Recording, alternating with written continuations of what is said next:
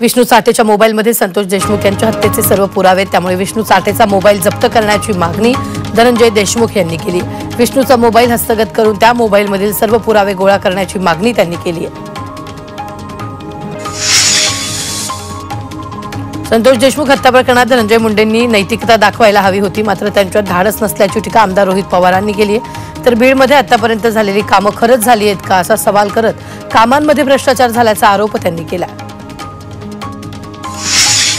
राष्ट्रवादी शरद पवार पक्षाचे नेते अनिल देशमुख यांनी बीड प्रकरणावर प्रतिक्रिया दिली आहे। हे प्रकरण फास्ट ट्रॅक कोर्टावर चालवावं, त्यामुळे लवकरात लवकर अहवाल आला तर दोषींवर कारवाई होईल असं त्यांनी म्हटलंय।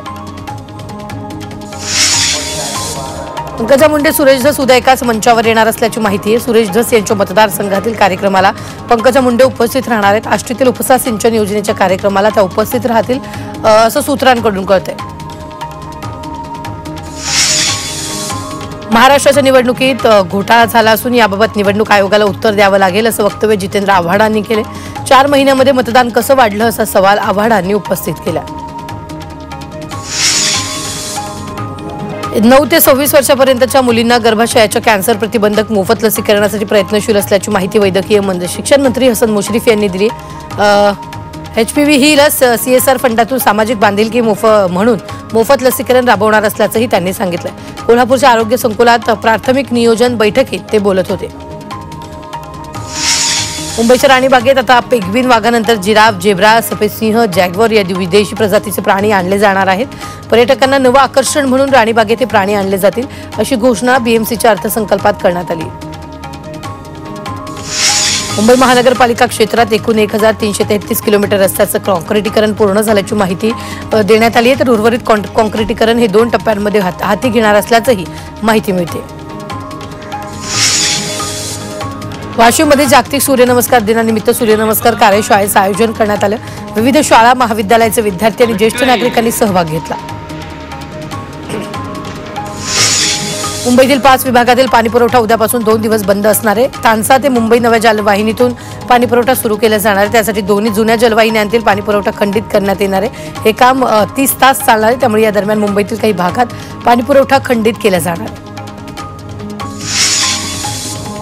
पुण्याचा पाणीपुरवठा येत्या गुरुवारी बंद राहणार आहे। समान पाणीपुरवठा योजनेअंतर्गत दुरुस्तीच्या कामासाठी सहकारनगरमधील काही भागात पाणीपुरवठा बंद असेल तर शुक्रवारी सकाळी उशीर आणि कमी दाबाने पाणीपुरवठा होणार आहे। मालेगावात गुंगीच्या औषधाच्या 215 बाटल्या पोलिसांनी जप्त केल्यात। पोलिसांनी सापळा रचून ही कारवाई केली। पोलिसांनी रिक्षामधून गुंगीच्या औषधासह 2 आरोपींना ताब्यात घेतले। नशेसाठी या औषधांचा वापर होत असल्याची प्राथमिक माहिती मिळते। भंडाऱ्यात शिवनाळा इथं वाळू डेपोच्या नावाखाली वाळूची तस्करी होत असल्याचा धक्कादायक प्रकार समोर आलाय। वाळू डेपोवर वजन न करता ट्रक नागपूरच्या दिशेने निघतायत, त्यावर दरपत्रकही लावलेलं नसल्यानं ही अवैध वाळूची वाहतूक सुरू आहे। मात्र महसूल अधिकारी याकडे सर्रास दुर्लक्ष करत आहेत।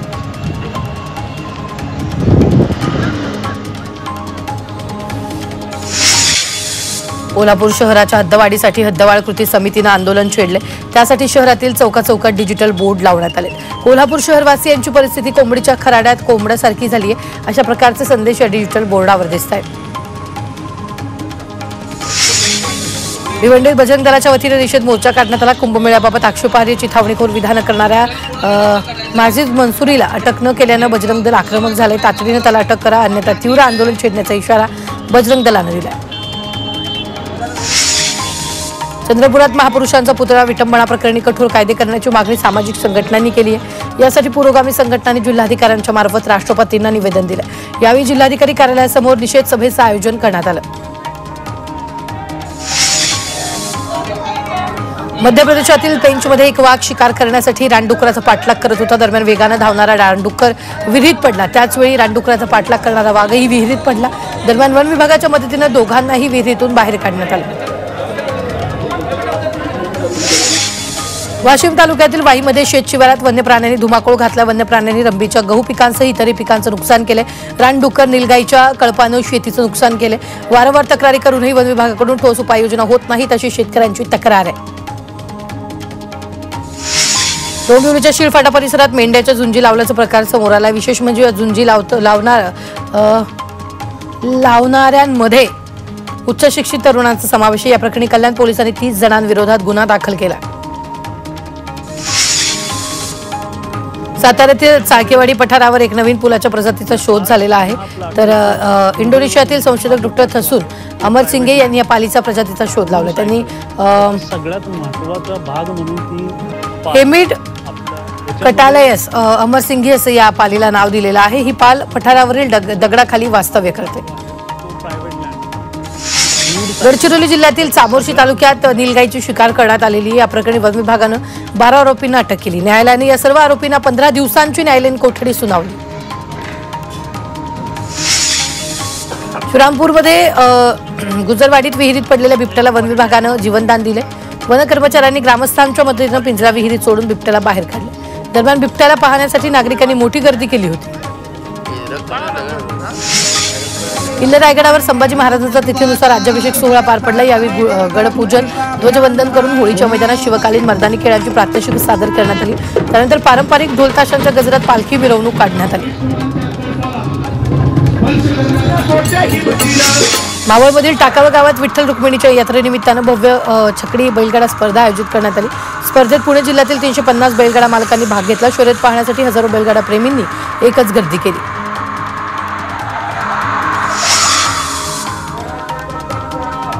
साई मंदिराच्या सुवर्ण कलशाची संस्थान प्रशासनाकडून डागडुजी सुरू आहे। कळसावरील मुलामा काही ठिकाणी निघाल्यानं कलशावर सोन्याचा लेप घातला जातो।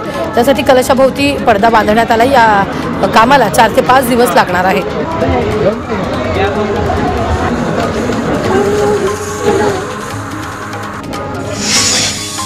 जळगावच्या बाजारपेठेत लसणाचे दर घसरलेत। लसूण आता 100 रुपये किलो भावानं मिळतोय। मागणीच्या तुलनेत आवक जास्त असल्याने गेल्या 10 दिवसांपासून लसणाच्या दरात घसरण झाली आहे। किरकोळ बाजारात किलोचे दर 80 ते 100 रुपयांवर पोहोचले। हिंगोलीत कारल्यावर कर्करोगाचा प्रादुर्भाव झाला। यामुळे कारल्याची वेल पिवळी पडते, तर पानं गळून जात आहेत। महागड्या औषधाच्या फवारण्या करूनही कोणताही फरक पडत नसल्यानं कारलं उत्पादक शेतकरी चिंतेत आहेत। यावर कृषी विद्यापीठानं मार्गदर्शन करण्याची गरज व्यक्त केली आहे। अमरावतीत खवल्या मांजराची तस्करी करणाऱ्या 4 जणांना अटक केली। अकोला वन विभागाच्या पथकानं अटकेची कारवाई केली आणि या टोळीकडून खवल्या मांजर जप्त केले। अकोला वन विभागानं वर्धा जिल्ह्यातील आष्टीजवळ ही कारवाई केली। कारला वेहेरगावमधील जुगार अड्ड्यावर छापा मारण्यात आला। उपविभागीय पोलीस अधिकाऱ्यांच्या पथकानं कारवाई केली। पोलिसांच्या कारवाईत 10 जुगारींना ताब्यात घेतले। जुगाऱ्यांकडून एकूण 1,64,700 रुपयांचा मुद्देमाल जप्त करण्यात आला। उल्हासनगरमधील एका ज्वेलर्सच्या दुकानात हातचालाकी करून सोन्याचे दागिने लंपास करणारी महिला सीसीटीव्हीत कैद झाली। याची किंमत जवळपास 11,000 इतकी आणि या महिलेपासून सर्व ज्वेलर्सने सावधान राहावं असं आवाहन त्यांनी केले। कोर्टात डमी जामीनदार उभा करून आरोपींना जामीन मिळवून देणारं रॅकेट पुणे पोलिसांनी उघडकीस आणले। बनावट कागदपत्राच्या आधारे ही टोळी काम करत होती। या प्रकरणी 2 वकिलांसह 11 जणांना पोलिसांनी ताब्यात घेतलं।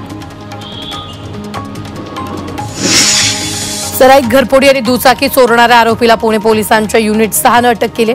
आरोपीकडून 6,40,000चे सोन्याचे दागिने जप्त केलेत। आरोपींवर लोणीकंद रावे तर पोलीस स्टेशनमध्ये घरफोडीसह दुचाकी चोरीचे 7 गुन्हे दाखल असल्याची माहिती आहे। चंद्रपूरच्या राजुरा तालुक्यात खुख्यात वाघ शिकारी आणि तस्कर अजित राजगुंडाच्या अटक प्रकरणी आणखी एकाला पोलिसांनी ताब्यात घेतले। पंजाबमधील होशियारपूरमधून सोनू सिंग याला अटक केली। अजित राजगुंडांशी फोनवरून चर्चा केल्याचे पुरावे मिळाल्याने ही कारवाई केली। जळगावच्या अमळनेरमध्ये अज्ञात चोरट्यांनी दोघांना लुटल्याची घटना घडली। या घटनेत 2 वेगवेगळ्या ठिकाणी घटना घडलेल्या आहेत। पातोंडा इथं गुंडांनी एकाला चाकूचा धाक दाखवत लुटले तर दुसरीकडे एकाचा मोबाईल लंपास केल्याची घटना घडली आहे। या प्रकरणी पोलीस आरोपीचा शोध घेत आहेत। प्रवासाच्या बहाण्यानं कारमध्ये बसून चालकाची हत्या करणाऱ्याला पकडण्यात पोलिसांनी यश आले। या आरोपींनी चालकाची हत्या करून मृतदेह आळेफाटा परिसरात फेकून दिला। दरम्यान पोलिसांनी 3 आरोपींना अटक केली। अहिल्यानगरच्या बोधे गावात पहिलवान बाबा मंदिराच्या सेवेकराची हत्या करण्यात आली। नामदेव दहातोंडे असे सेवेकराचं नाव आहे। 26 जानेवारीपासून हे सेवेकरी बेपत्ता होते। पोलिसांनी तपास केला असता मंदिराजवळच त्याचा मृतदेह सडलेल्या अवस्थेत आढळलेला। गोंदियाच्या रामदेवरा मंदिरातील रामदेवरा बाबाची 5 किलो चांदीची मूर्ती अज्ञात चोरट्यांनी चोरली। मंदिरातील सीसीटीव्ही कॅमेऱ्यात चोरटे चित्रित झाले। सीसीटीव्हीच्या आधारे पोलिसांकडून शोध सुरू आहे। जळगाव रेल्वे स्थानकावरून व्यापाऱ्याचं अपहरण करून लुटमार करणाऱ्या 3 जणांना पोलिसांनी अटक केली। राष्ट्रीय महामार्गावर घेऊन जात शस्त्राचा धाक दाखवून व्यापाऱ्यांकडून रोख रक्कम हिसकावली। या प्रकरणी व्यापाऱ्याच्या तक्रारीनुसार पोलिसांनी सीसीटीव्ही तपासून आरोपींना अटक केली।